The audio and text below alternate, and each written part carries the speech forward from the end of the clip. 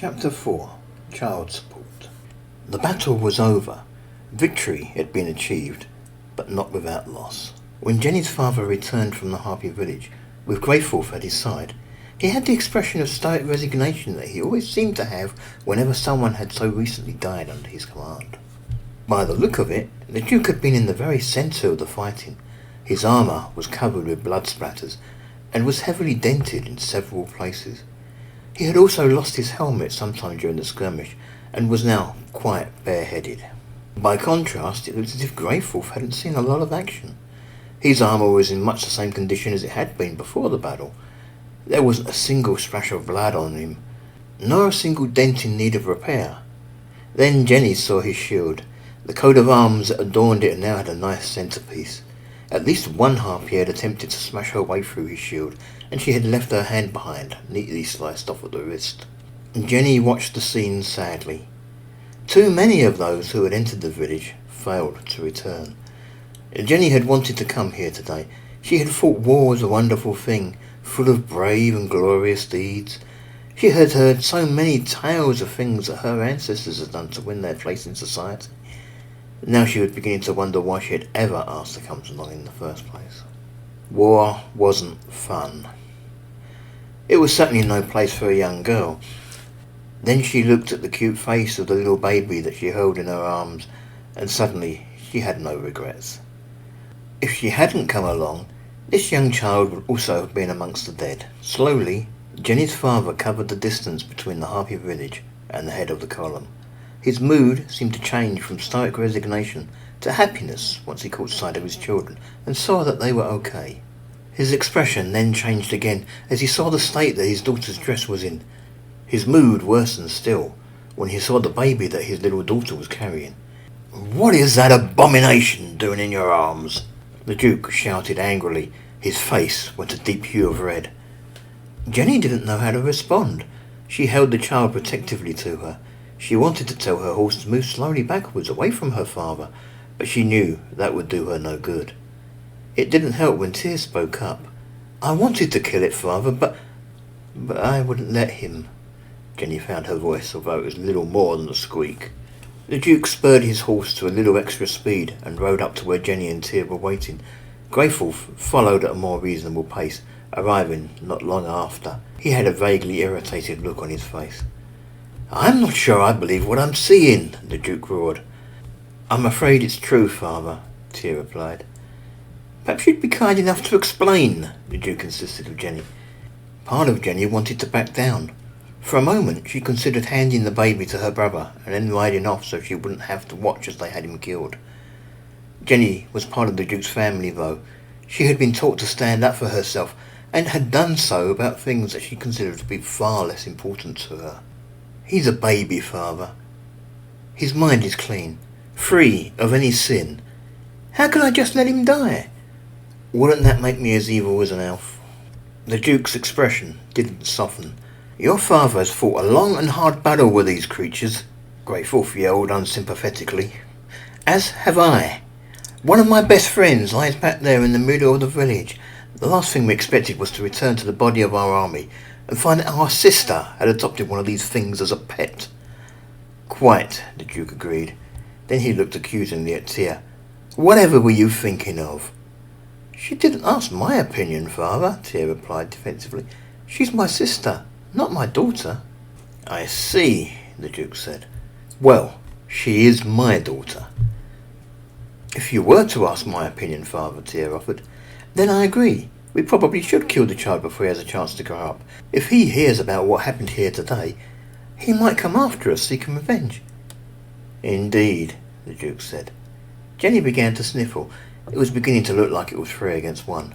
"However," Tyr added quickly, "I also don't like the idea of killing a baby who is obviously less than a day old.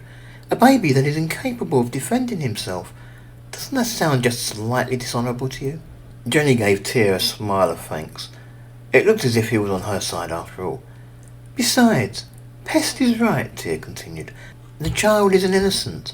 If we start killing innocents, then how could we ever claim the moral high ground?" "Really?" the Duke said.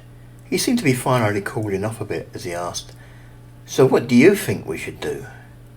We should put it back where it was and let nature deal with the problem, Greyfulf commented. He refused to refer to the child as anything other than it. That is one option, the Duke agreed. Perhaps we ought to ask Pest, Tia suggested, turning to face Jenny. After all, she is the one that's taken the shine to him. Jenny looked from Tia to her father and then to Greyfulf. She seemed to be on the verge of tears again. I don't know. You are all so much older than me. You have ways of arguing that would simply never occur to me. I just know that we shouldn't harm this baby, or leave it where harm can come to it. I don't know what I can say to convince you, although I'm your little sister. I'm the youngest in the family. As far as you're all concerned, everything I say can probably be ignored anyway.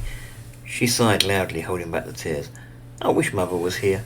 She would help me find the words. For someone who doesn't know how to argue, you're doing a good job, the Duke commented. Do you really think your mother would support you in this? Oh, of course, Jenny replied as if it was the most obvious thing in the world. She's a woman, and this is a baby. The Duke almost laughed. You might be right there. Greyfulf shook his head. The child is a Harpy. Harpies should die. I think you're right, Greyfulf, the Duke said. On the other hand, the child is but a babe in arms at the moment.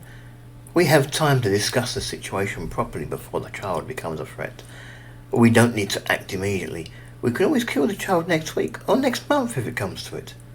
Thank you, Father, Jenny said happily. What about Mother? Greyfulf asked. Mother? The Duke asked. Why? What about her? Jenny is probably right. Mother will be on the baby's side. Mother doesn't know that Jenny came with us. How will you explain her finding a little baby Harpy when she was supposedly nowhere near the battle? Now that is a fault, the Duke replied. Now hold on, Tia interjected. You surely can't be serious. You weren't thinking of killing the baby simply because his existence might be difficult to explain to Mother. Well, said the Duke. No, you're right, but look, Tia said. If it's that much of a problem, then I'll take the baby back to the castle.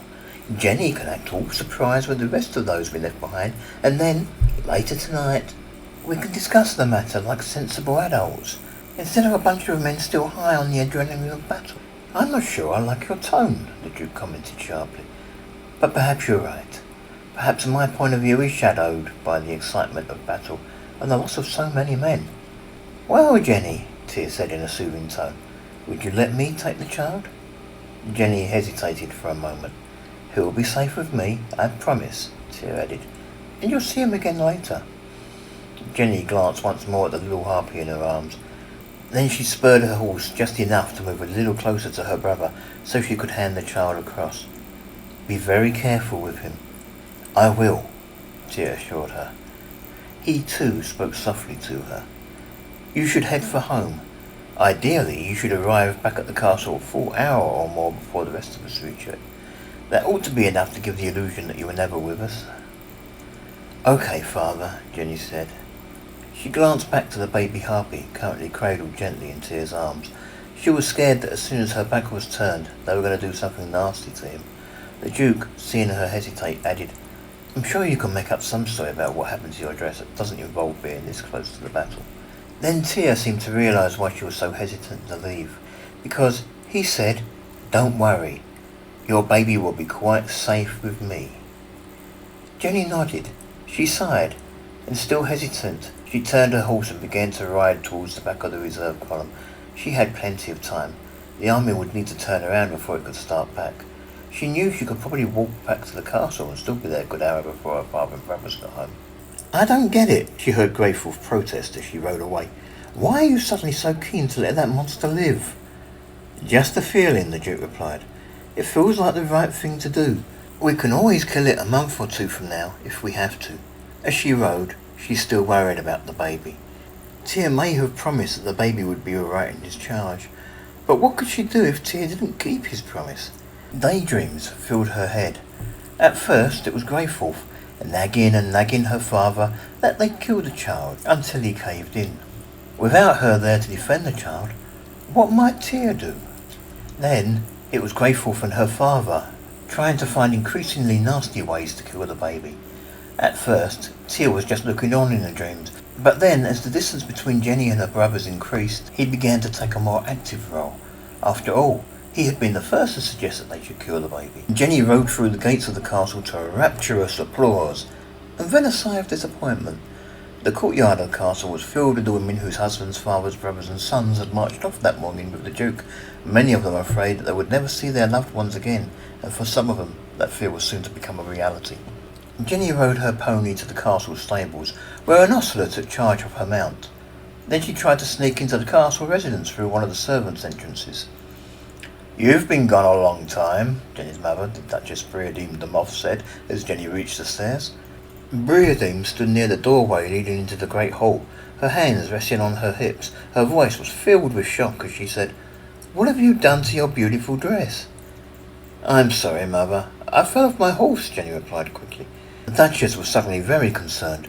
"Are you all right? You weren't hurt at all?" "I'm fine, Mother," Jenny tried to assure her. "I'll get Mangloss to come and check you over, all the same," the Duchess said gently. Jenny sighed. Her mother wasn't that old, and yet sometimes she did seem to forget the most elementary of things. "Mother, didn't Mangloss go to the battle with Father?" "Did he?" the Duchess replied. "Oh, I think you're right. Well, maybe I'll send him when he gets back then. In the meantime, it might be nice if you go and have a quick bath. I'll send some servants to run it for you. It'll also be nice if you put on some fresh clothing, something you can welcome your father and brothers home in."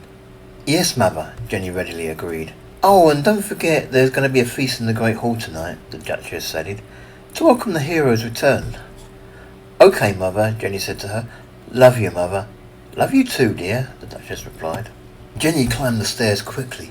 She congratulated herself that she hadn't said too much. She had so wanted to reveal that Tia was bringing home a baby Harpy with him. She was very glad she had resisted the urge. How could she explain how she knew? Besides, though she hated to think it, there was always the chance that Tia wasn't bringing a baby Harpy home with him. Just under an hour later, Jenny was back in the courtyard of the castle. She was wearing clothing that was far more to her liking than that nasty dress that her mother had made her wear that morning. The clothing she was wearing now had leggings rather than a long narrow skirt that pinched her legs together. It made her feel a lot freer. She stood next to her mother, near the main doors of the castle's residence, and waited with the other womenfolk of the castle for the menfolk to return. It seemed to be quite a long wait, especially for Jenny, who was beginning to get quite concerned about the baby. Then, with a thunderous applause from the crowd, the army finally began to file through the castle gates. The Duke rode at the head of the army, flanked by Jenny's two brothers. Jenny's eyes flickered to Tia. By the look of it, he still had the baby with him, although he had wrapped the child in bandages to hide his true race from anyone who might happen to look too closely. After a while, Tia dismounted from his horse and made his way through the crowd towards Jenny. He showed the baby to her and told her, "Don't worry, Pest, he's safe. At least, he is until tonight. I'll put him in Dad's study." Then he walked past her into the castle, taking the child with him. The Duchess turned her head to watch as Tia opened the residency doors and disappeared into the building. Then she looked at Jenny and commented, "It's too noisy out here. I didn't hear him.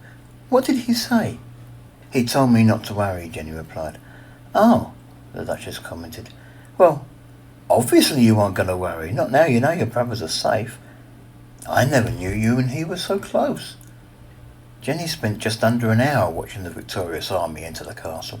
Ideally, she knew she should wait until everyone had passed through the castle gatehouse, but that was going to take a while yet, especially as the progress of the army had slowed to a virtual standstill as many of the womenfolk surged forward to search for their loved ones.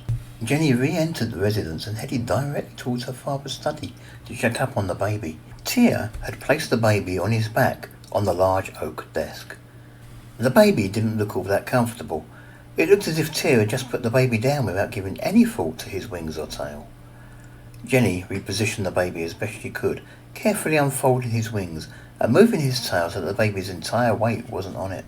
"If only you could talk," Jenny said to the baby as she coddled it. "What can I do to make you more comfortable?" Then it occurred to Jenny that the baby would probably like something to eat. She knew that Harpies ate meat, but she had no idea what Harpy mothers might give to their children. She recalled that Harpies didn't produce milk for their young, yet she couldn't imagine a creature as young as the baby Harpy being able to manage anything else. In the end, she decided that milk wasn't likely to harm the child. I'm just going to fetch you something to eat. I'll be back very shortly. Jenny made a beeline for the castle kitchens. With the feast planned for that night, there was a lot of activity going on in the kitchens.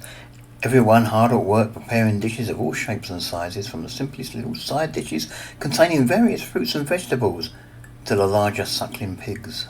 Carmody, the head cook, saw Jenny enter the kitchens. I'm sorry, milady. We don't have time to prepare you any snacks today. We have to be ready for the feast tonight. That's okay, Jenny responded. I can serve myself. Just point me towards the milk. It's in the urn by the back door, Carmody told her. The cook then returned attention to what she had been doing before Jenny entered. Jenny grabbed a cup from one of the counters and then filled it with a white foamy liquid. As she did so, she looked about the kitchen. Somewhere in here were a set of special lids that had been prepared for Greyforth's upcoming baby, but Jenny had no idea where they would be kept, and she didn't feel that it would be a good idea to ask.